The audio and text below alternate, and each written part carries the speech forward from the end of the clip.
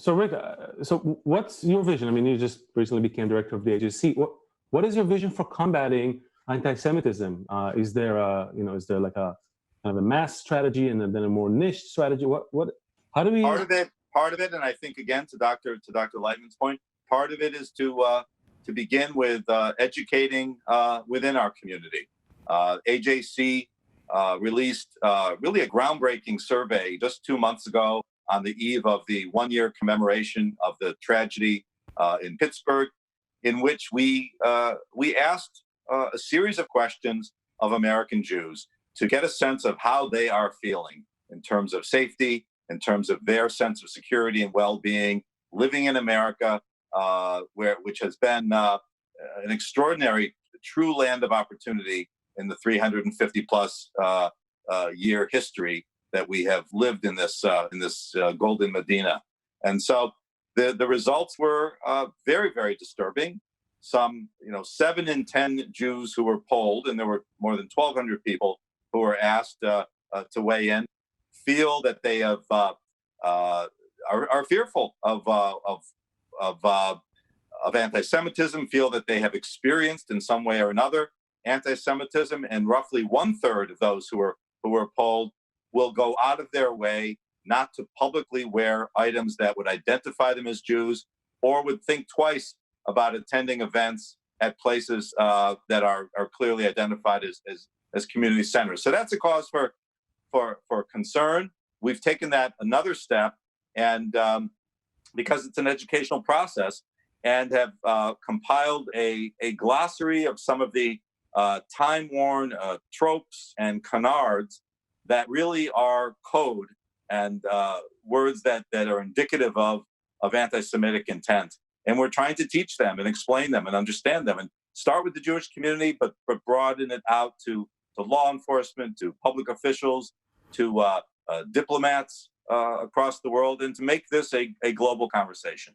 And this is, I guess, where my question is, and also to you, Dr. Laitman, because I see that I live here also. I'm surrounded. I live in Brooklyn, big Jewish community, friends in LA and in the East Coast, and yes, everybody's getting alarmed. There's no question. I think everybody, whatever's happening, it got everyone's attention. But I still feel a sense of some complacency. I feel a sense of it's okay. I feel a sense of this too shall pass. I lower my head, put the kippah in the pocket. I feel a sense of, well, it can happen here. We have Jews in, friends with all the people in power, Jews in political positions. There's a Jew running to the White House now. We have Jews at the top of all the news outlets. I mean, it's okay. We have to battle the hate, but I don't feel an urgency to do a serious introspection to really am I willing to change something in how I relate to the world, or is it more like I build a bigger wall? Dr. Laitman, what needs to happen? Well,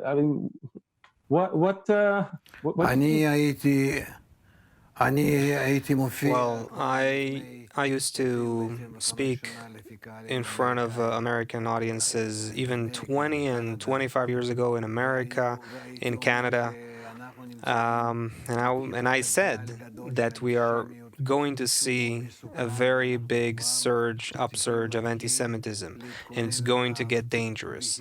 And we should already begin to prepare for it through education. Education of Jews first, understanding why that hatred emerges and how we can convert it to love. And that is what the true meaning of the scriptures. And obviously, people laughed at my face. We can see those archived recordings of such lectures. So it didn't help. I spoke a lot, dozens of times, in front of different audiences from coast to coast, in different universities. It didn't help. What I'm seeing is that the trend continues until today. We're a stiff-necked people, so to speak.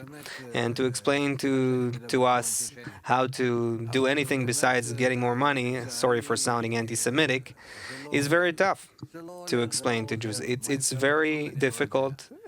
I see that it's not helping. I'm sorry to say that. Feel very helpless. However, I hope that people like Rick that people who have access to, who belong to big Jewish organizations that have certain levels of influence, should use something from our history and from what the wisdom of Kabbalah explains about the process of correction and about what the people of Israel need to do towards the world, the true meaning of being a light unto the nations, the showing the path to coming out of the human crisis that we're going into. Because otherwise, there's going to be anti-Semites everywhere.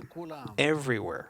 You're going to see anti-Semites everywhere, including Jews themselves. In fact, except for a specific part of Jews, you'll see everyone becoming anti-Semitic. Everyone, and soon. I'm saying this because this is a law of nature. We, the Jews, must first exemplify what that connection between humans need to happen, how to connect, and it's an inner connection, it's connection of our hearts, connecting our hearts as one. And in doing so, we literally drive all the rest of the people to connect between themselves and towards us, to change their attitude. Then they'll feel that a positive influence is coming out of us into the world. And as long as we scatter and the differences between us and conflicts arise and increase, they sense a negative influence coming from us and causing separation across the world. And that's the underlying dynamic that's happening. Now, how to share that, how to explain that, how to show that to the Jewish people, I don't know. As much as I wrote about it and spoke about it, and who am I? I'm not, I don't hold any position in these organizations, and I'm a researcher. That's all I am. My whole life is about teaching and researching, and that's what I do.